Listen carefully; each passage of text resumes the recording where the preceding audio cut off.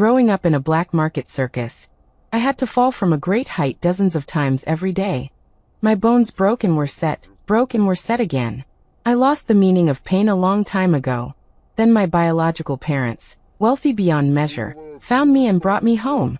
The fake heiress, to prevent me from returning, straddled the third-floor balcony. If you dare let her upstairs, I'll jump. But she was clutching the railing tightly, showing no signs of actually jumping.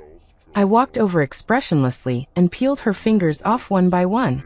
Sister, you can't die from a third-floor fall. It's good to sober up with a little pain. Amid her weightless scream, a crisp crack echoed from downstairs.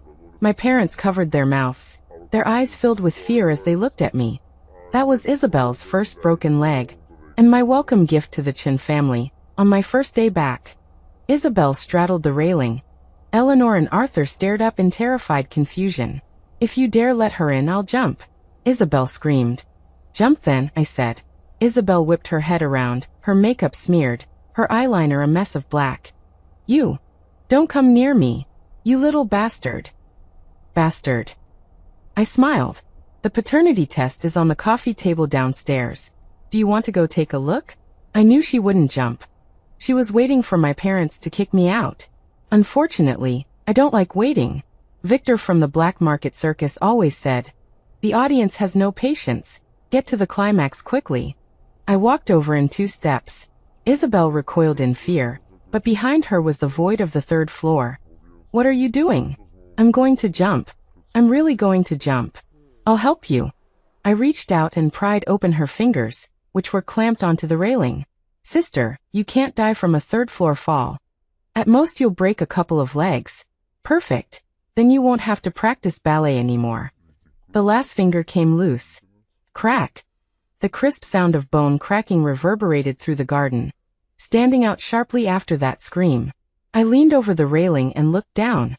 Isabel lay on the lawn, her left leg bent at an unnatural angle, the white bone sticking out of the flesh. It hurts. Mom. Help. It hurts so much. Eleanor rushed over like a madwoman, wanting to hug her but afraid to. Arthur looked up at me. Even from 3 stories up, I could see the fear in his eyes. I was familiar with that look. It was the same look a lion tamer had when he first saw a tiger bite through its iron cage. The ambulance took Isabel away. Only Arthur and I were left in the villa. That's your sister. She wanted to jump herself, I said, sitting across from him, my feet on the coffee table. Smack! Arthur slammed his hand on the table. Do you have any humanity? That's the 3rd floor. Someone could die. Can't die. I've fallen from the 5th floor, didn't die. I've fallen from a high trapeze, didn't die. I've been thrown into a lion's cage, didn't die. Arthur stared at me, his expression changing. Put your feet down, he ordered. The Chun family doesn't have room for such ill-mannered things. I slowly rolled up my sleeves, revealing my arm. It was covered in scars. Burns, cuts, whip marks. Arthur's pupils contracted. I held a razor blade to an old scar on my wrist in front of him, and sliced hard. Flesh opened. Beads of blood rushed out, dripping down my elbow and onto the carpet. Arthur's face paled, the muscles in his cheeks twitching. Are you crazy? I looked at the wound. Doesn't hurt. That veterinarian wasn't very good. He didn't use anesthesia when he cut the pain nerves, but I still didn't feel anything. I looked up at him, waving the bloody blade in front of his face. Mr. Arthur, Isabel screamed so beautifully just now. Knowing pain is a blessing, even the pain of a broken leg. The cigarette in Arthur's hand burned his fingers. He threw the cigarette away and stumbled back 2 steps, knocking over the nearby floor lamp. Bandage the wound. Don't get blood everywhere, he yelled before turning and heading upstairs. I didn't bother with the wound. The blood would stop flowing on its own. That was the first rule I learned to survive in the circus. No one in this world will pity you, except yourself. Oh, that's not right. I don't even pity myself. Julian came back on the 3rd night. The eldest son of the Chun family, my older brother. I heard he was out racing cars, and drove back all night because of Isabel's broken leg. The door was kicked open.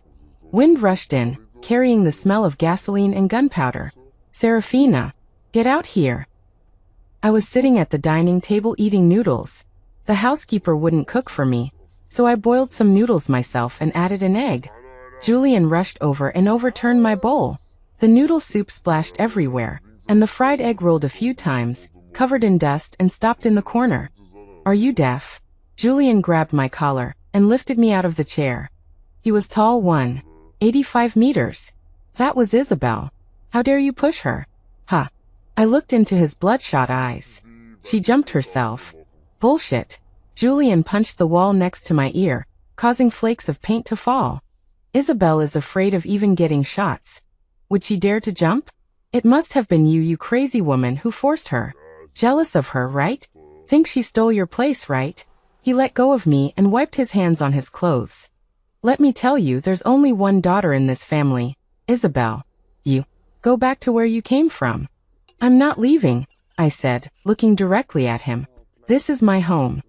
Home? Julian laughed in anger, pointing at my nose. Fine, you don't want to leave, right? Then don't blame me for not treating you like a woman. He raised his hand. I didn't dodge. Stop. Arthur came down from upstairs, his face gloomy. Haven't you lost enough face already? What's all the commotion about? Dad, that crazy woman hurt Isabel like that, and you're still protecting her. Julian pointed at me. Shut up. Arthur glared at him. The police just suppressed it. You want the whole city to know? He turned to look at me, his eyes as cold as ice. Go to school tomorrow to register. The procedures are done. I don't expect you to become anything. Just don't cause trouble outside. If anyone finds out the Chen family has a lunatic, I'll break your legs. Julian glared at me viciously. Go to school? Fine. Serafina, I'll be waiting for you at school. We'll play slowly. Isabel's high school was a private school. The uniform skirt was very short, and it didn't fit me. It was too tight. The moment I entered senior year, 1 class, the whole class was silent for 3 seconds. Then it exploded. Is that the illegitimate daughter? I heard she pushed Isabel down the stairs, so ruthless. Looks so rustic, so poor. I walked to the only empty seat in the last row. The desk was covered with words written in red paint. Murderer, go to hell, get lost. The chair was covered in super glue. So childish. I took out an old newspaper from my bag and put it on the chair. Hey, new kid. The boy in front of me turned around, his hair dyed yellow, with a row of studs in his ear. That was Marcus, Isabel's #1 simp. Do you know the rules? Is this your seat? I stuffed my bag into the desk. Does it have your name on it? Oh, you're pretty tough. Marcus stood up and kicked my desk. The desk hit my chest with a thud. It didn't hurt, but it was annoying.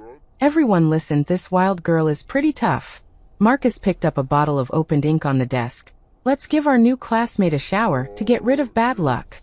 The whole class was laughing, waiting to see the drowned chicken show. I didn't dodge the ink, letting the black liquid splash all over my face.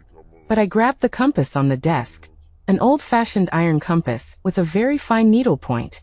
My right hand exerted force, with excellent accuracy.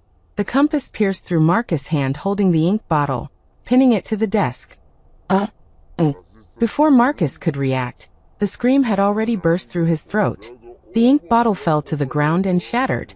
His hand was pinned to the table, blood flowing out from between his fingers, mixed with black ink, so dirty. The laughter stopped abruptly. I stood up, my face covered in ink, and calmly pulled out the compass. Blood spurted out, splattering all over me. Marcus covered his hand and howled on the ground, his face pale, looking at me like I was a ghost. You. I wiped the blood off the compass point on his uniform. My hand slipped. I looked around, my gaze sweeping over everyone who had just laughed. No one dared to meet my eyes. Anyone else want to stand up for Isabel? Line up, one by one. I sat down and opened my textbook. The first class was Chinese. When the teacher came in, she saw the blood and ink on the floor, and was so scared she sprained her heel. What? What's going on? Who did this? I raised my hand. Teacher. He was feeling down and rammed his hand onto my compass. I couldn't stop him. There were 50 people in the class. Not one dared to object. They were afraid of the tough, even more afraid of those who didn't value their lives. That day I became famous. The name, Mad Dog Serafina, was much louder than second Miss Chen. When school was over, Julian was blocking the school gate. He leaned on that red Ferrari, clutching the car keys in his hand, his eyes looking at me darkly. Not bad, Serafina, seeing red on the first day. Looks like you really don't want to stay in this family. I ignored him and walked straight past. Stop. He reached out to grab my shoulder. I grabbed his wrist with my backhand, twisted it using leverage, and tripped him up. An over-the-shoulder throw. The young master of the Chun family, in full view of everyone, was slammed onto the cement ground at the school gate. The Ferrari was right next to him, reflecting his embarrassing reflection. I dusted off my hands, looking down at him. Brother, don't wear such expensive shoes next time you fight, the grip isn't good. The sound of cell phones taking pictures was all around. Julian lay on the ground, his face flushed purple, unable to get up for a long time. I knew. The feud was set. Good. Julian retaliated quickly. The next day after school, a black SUV was parked at the school gate. Four burly men in racing suits surrounded me, holding baseball bats in their hands, slapping their palms with a smack-smack sound. Julian sat on the hood, smoking a cigarette, with a bandage on his face. Get in the car. He blew a smoke ring. I'll take you to a good place. There were students watching the show all around, but no one dared to call the police. Who would dare to interfere with the Chun family's young master? I slung my bag over my shoulder and got in the car. What was there to be afraid of? In the circus, I was often stuffed into a cage and transported to the arena. The car drove to an abandoned racetrack in the suburbs. This was Julian's territory, full of discarded tires and oil drums, the air filled with the smell of burnt rubber. Get out! Julian dragged me out of the car and pushed me in front of a pile of tires. Four burly men surrounded me, holding baseball bats in their hands, slapping their palms with a smack-smack sound. Serafina, did you enjoy throwing me yesterday? Julian flicked his cigarette, but towards my face. Sparks almost splashed into my eyes, but I didn't blink. I'll let you enjoy it enough today. Beat her, break her legs and send her to Isabel to apologize. The first stick hit me on the back. Very heavy. My spine felt like it had been struck by a sledgehammer. But I didn't fall. Pain blocking made me like a broken machine, only knowing that the force was not small, but not feeling it. The thug was stunned for a moment. Is this woman made of iron? Just as he was stunned, I moved. I grabbed his wrist, dove down, my body rotating close to his torso, and my knee slammed hard into his ribs. Stomping, spinning, sweeping. 10 seconds later, four cripples lay on the ground, wailing and clutching their broken limbs. I held the bloodstained baseball bat and walked up to Julian. He was dumbfounded. He didn't even notice the cigarette burning a hole in his crotch. You know kung fu. This isn't kung fu. I pressed the baseball bat against his Adam's apple. It's survival instinct. You wouldn't understand, hothouse flower. Julian swallowed hard, cold sweat trickling down his temples. Serafina. Misunderstanding. Brother will take you out to play. Play. I laughed, grabbed his collar, and slammed him against the hood of a car. I grabbed the tow rope next to me and skillfully tied a slip knot around his wrist. The other end, I secured to the rear tow hook of the SUV. Serafina, you're insane. I'm your brother. Julian screamed, his voice cracking. I got into the driver's seat and started the engine. The engine roared. Run faster, brother. I looked in the rearview mirror, shifted into gear, and stepped on the gas. The car started moving. Julian was forced to run after the car, stumbling and staggering like a dog on a leash. I circled him 5 times around the racetrack, until his legs went weak, and he was being dragged along the ground like a pile of mud, his pants ripped, his knees covered in blood. I finally stopped the car. I got out and untied the rope. Julian lay on the ground, retching, his face covered in tears, snot and dirt, with not a trace of the young master's arrogance. I squatted down and patted his face. Got it. Next time you want to mess with me, bring more people. This little bit isn't enough to fill a crack.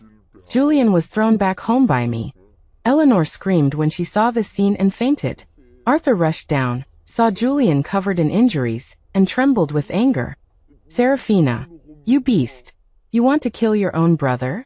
I sat on the sofa, eating an apple. Brother took me to the racetrack to play. He had too much fun and fell. I chewed on the apple, looking at Arthur with provocative eyes. Julian lay on the ground, trembling as he pointed at me. Dad, she's a monster. She tied me to the car and dragged me. Kill her. Shut up. Arthur suddenly roared. He didn't look at Julian, but stared at me intently. For bodyguards can't beat one girl? Those 4 waists. I snorted disdainfully.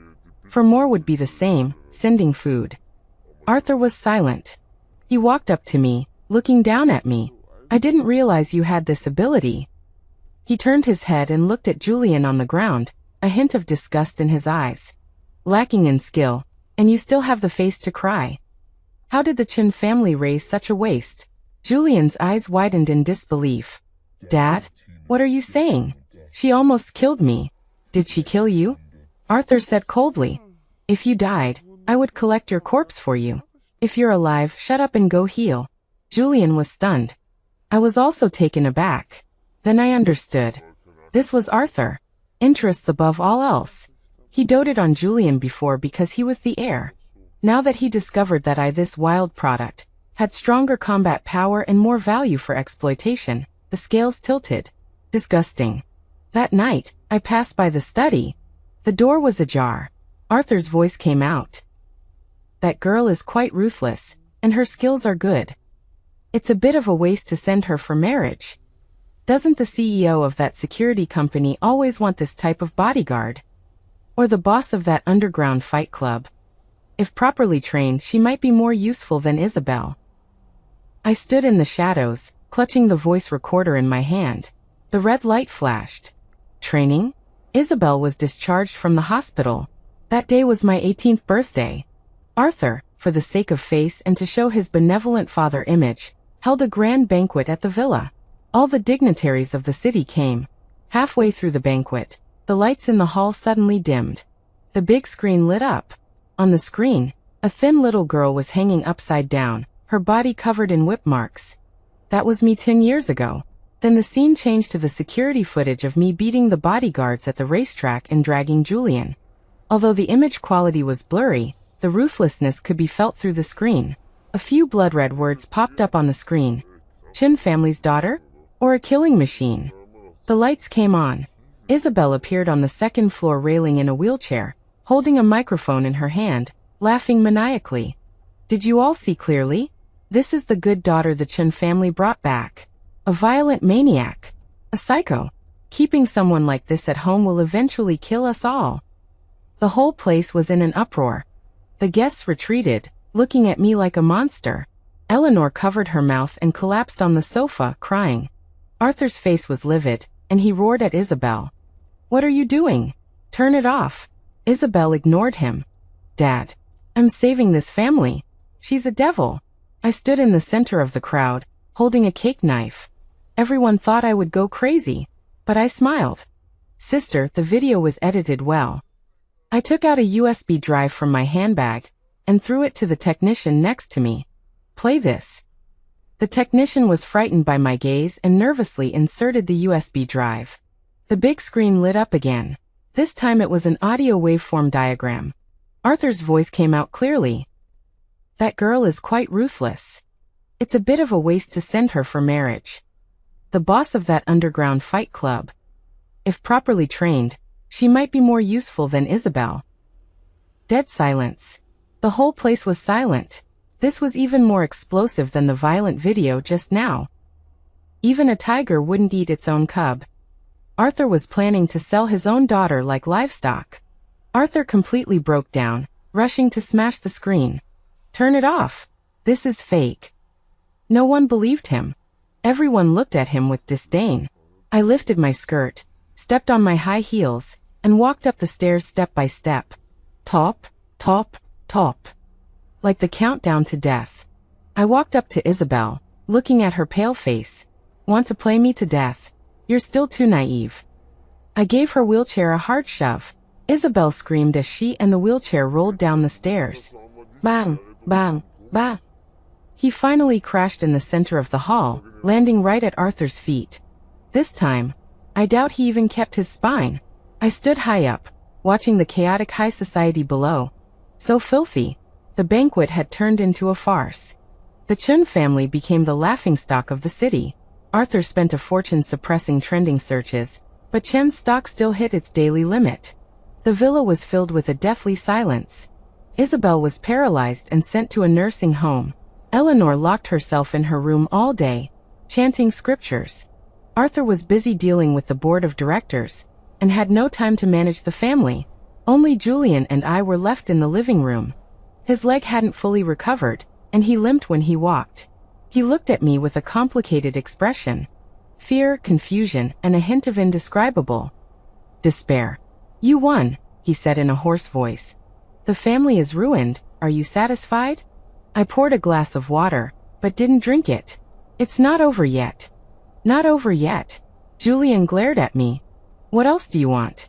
Kill Dad too." Killing him would be too easy on him. I took a yellowed photograph from my pocket and threw it on the coffee table. In the photo, a young Arthur was shaking hands with a man wearing gold-rimmed glasses. That man, I would recognize him even if I were ashes. Victor from the Black Circus. "What is this?" Julian picked up the photo. "Look on the back." Written on the back was a string of numbers and a date. October 12, 2005, 5 million. Does that date look familiar? Julian's hand trembled. "This is the day you went missing." "Went missing?" I sneered. That day, Chen's group was on the verge of bankruptcy, its cash flow cut off. The next day, this money arrived. Chen's group was revived. Julian's pupils dilated sharply, as if he had been struck by lightning. "Are you saying I was sold?" I stared into his eyes, word by word. 5 million. Our good father sold me as a commodity to that pervert Victor. Impossible. Even tigers don't eat their cubs. Julian's lips were pale as he tried to argue. Tigers don't eat their cubs? I pointed towards the study upstairs. You heard the recording that day too. In his eyes, we are just commodities. I was a fighter in the arena. You were a tool for a marriage alliance. Useless, then we're just scrap. Julian collapsed on the sofa, the photo in his hand fluttering to the ground. His worldview had crumbled. The father he had always respected was actually a demon who profited from human misery. "Do you want revenge?" Julian looked up abruptly, his eyes filled with fire. The rage of being betrayed. "Yes," he said through gritted teeth. "Good." I extended my hand. Arthur had been unusually well-behaved these past few days. He didn't go out, didn't scold people, and even cooked himself. A table full of dishes, the braised pork glistening red. Even a bottle of opened Romani Conti. "Serafina, Julian, come down for dinner." When he called us, his face was plastered with a smile. A smile that looked like it was coated with wax, fake and reflective. Julian and I exchanged glances. A feast at hung men. But we still went downstairs. Dad was wrong before. Arthur poured wine for us, the red liquid swirling in the glass like blood. The company is having a hard time now, and the family is a mess. We're family after all, blood is thicker than water. He raised his glass. "This glass, Dad, toasts to you. Let's have a good life from now on." Julian picked up his glass, his hand trembling slightly, but he concealed it well, tilting his head back and finishing it. I also picked it up. I took a sip. A little bitter. My tongue was numb. It was spiked. Arthur watched us drink it. The wrinkles at the corners of his eyes widened with laughter. That's right, that's right. He put down his glass and looked at his watch. "Actually, Dad has arranged a way out for you." "A way out?" Julian pretended to be confused, holding his forehead. "Dad, I'm a little dizzy." Dizzy is right. The smile on Arthur's face instantly disappeared, becoming sinister. "That Victor, he always misses Serafina. He's offered a high price to take you back." I held the wine glass, not speaking. Sure enough, a leopard can't change its spots. As for Julian, Arthur turned to look at Julian, his gaze like he was looking at a pig waiting to be slaughtered. "Although you're good for nothing, your body is still okay. Victor has a client who needs a kidney, and the match is just right." "Dad." Julian's eyes widened, and he tried to stand up, but his legs gave way and he collapsed in his chair. "You want to sell us? I'm your own son." Don't blame Dad for being ruthless. Arthur stood up and straightened his tie. The company's hole is too big, and I have to run away. Taking you with me is a burden. It's better to turn you into money. He clapped his hands. Come in, tie them up. The kitchen door opened. 3 bodyguards in black suits walked out, holding thick hemp ropes. They were ambushed from the start. Julian collapsed in his chair, retching. I also slumped on the table, motionless. Arthur walked over and reached out to pat my face. Daughter, don't blame Dad. This world is originally hell. Dad is just sending you back to a hell that is more suitable for you. His hand just touched my face. The chopstick in my hand, I had been gripping it silently for a long time. I suddenly burst out. The bamboo chopstick directly pierced the back of the hand of the bodyguard closest to me. The bodyguard screamed. I kicked away the chair, grabbed the wine bottle on the table with my backhand, and smashed it on his head with a bang. Glass shards flew, and red wine mixed with blood covered his face. Arthur was stunned, taking 2 steps back and crashing into the wine cabinet. You're not dizzy. I grew up soaking in medicine jars. I threw away the broken half of the wine bottle, leaving only the sharp glass shards in my hand. That little bit of knockout drops is nothing. Julian, stop acting. I yelled. Julian, who had been slumped in the chair, suddenly jumped up. He had already spat out half of what he drank, and had taken emetics beforehand. Although his legs were weak, he still had the strength to fight with all his might. He grabbed the plate of braised pork and slammed it hard into the face of another bodyguard, scalding hot oil and broth. You old bastard. Want to sell my kidney? Dream on. The scene instantly descended into chaos. This was a life-or-death situation. I lunged forward like a mad dog. The glass shards ripped through my suit, tearing through skin and flesh. The smell of blood sent my adrenaline soaring. I couldn't feel the pain. A bodyguard punched me in the stomach, but I didn't even flinch. Instead, I plunged the glass shard into his thigh. An eye for an eye. In 3 minutes, all 3 bodyguards were down. Julian, his face covered in blood, sat on the ground panting, still clutching half of a broken plate. Only Arthur was left standing in the living room. He fumbled in his pocket and pulled out a stun gun. Don't come any closer. Don't come any closer. I advanced step by step. My hands were covered in blood. Scared? Were you scared 18 years ago when you sold me? Were you scared just now when you wanted to cut out your son's kidney? He pulled the trigger. I didn't dodge, but instead grabbed a metal tray from the table and held it in front of my chest. The barbed stun darts hit the tray, sending sparks flying. Even though the residual electricity sent a tingle through my arm, I didn't stop. The paralyzing pain that would be fatal to a normal person was just a slight hindrance to me. Taking advantage of his stunned moment, I stepped in front of him and grabbed the hot barrel of the gun. Mr. Arthur, when playing with guns, your hands are shaking. With a forceful twist. Crack. Arthur's wrist bent backwards at a 90-degree angle. I kicked him to the ground and stepped on his chest. The sound of ribs breaking filled the air. Once. Twice. This kick is for 3-year-old Serafina. This kick is for Owen. This kick is for Julian. I only stopped when his mouth was full of bloody foam, and he was only exhaling, not inhaling. Julian crawled over, looking at his half-dead father on the ground. The last glimmer of light in his eyes faded. Call the police, he said. Not yet. I took the phone from Arthur's pocket. There's one last big gift. I dialed Victor's number, turned on the speakerphone. Hello? Victor, is the merchandise ready? A chilling voice, like a viper's hiss. Imitating Arthur's tone, I lowered my voice. It's ready. At the villa. Come and inspect it yourself. This merchandise is particularly wild. Good. I'll be there in half an hour. Hang up. I looked at Arthur's despairing eyes. Dad, didn't you want to send me back? I called him too. On the road to the underworld, you old partners can keep each other company. Half an hour later, Victor rushed into the villa with his men.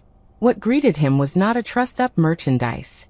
It was bodyguards lying all over the floor, me wielding a fire axe, and Julian holding a baseball bat, and the SWAT team that had been ambushing outside the windows. Don't move. Police. Red and blue police lights flashed, tearing the darkness to shreds. When Victor saw the police, his legs turned to jelly, and he knelt on the ground and wet his pants. The man who controlled life and death like a god in the circus was actually a coward. Arthur was carried onto an ambulance. His wrist was shattered, 6 ribs were broken, and he had internal bleeding. But he wouldn't die. The law would keep him alive, to rot in prison. It was all over.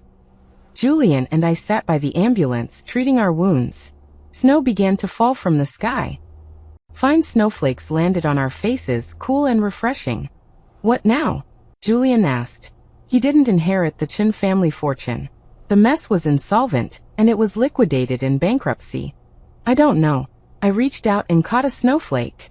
Maybe find a place where no one knows me, and open a flower shop. A flower shop? Julian laughed, pulling at the corner of his injured mouth. These hands of yours are better with a knife than with flowers. Then I'll sell flowers with thorns. 3 months later. A small town in the south. A flower shop opened at the entrance of an alley, called Owen's Flower Shop. The shop only sold one type of flower, blue roses. Roses dyed with a special dye, as blue as blood, with thorns. Julian opened a repair shop next door. He was covered in oil all day long, but he looked happier than when he was a young master. Another winter. Heavy snow.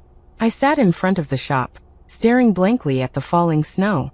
A little girl passed by, slipped and fell face first. Her knee was scraped, and blood seeped out. Wah, mommy. It hurt so much. She sat in the snow and cried. The young mother ran over and hugged her, coaxing. Hush, hush, it doesn't hurt, mommy's here. I watched that scene. My hand reached into my pocket, and touched a utility knife. The blade pushed out and retracted. It wasn't that I envied her having a mother to hug. It was that I envied her knowing how to feel pain. The doctor said that my nerve damage was irreversible. For the rest of my life, I would never feel pain again. It's okay. I pulled out the most beautiful blue rose from the flower bucket and walked over. Don't cry. I handed the flower to the little girl. This is for you. It's called Miracle. The little girl stopped crying, tears still clinging to her eyelashes. She took the flower and smiled. Thank you, big sister. Big sister, you're so pretty. I smiled and patted her head. A little warmth came from the palm of my hand. It was body temperature. I turned around and closed the store door. The wind chimes jingled. It was cold. But I seemed to feel a little bit of warmth. It was a faint flame, growing from the bottom of my heart, and unquenchable.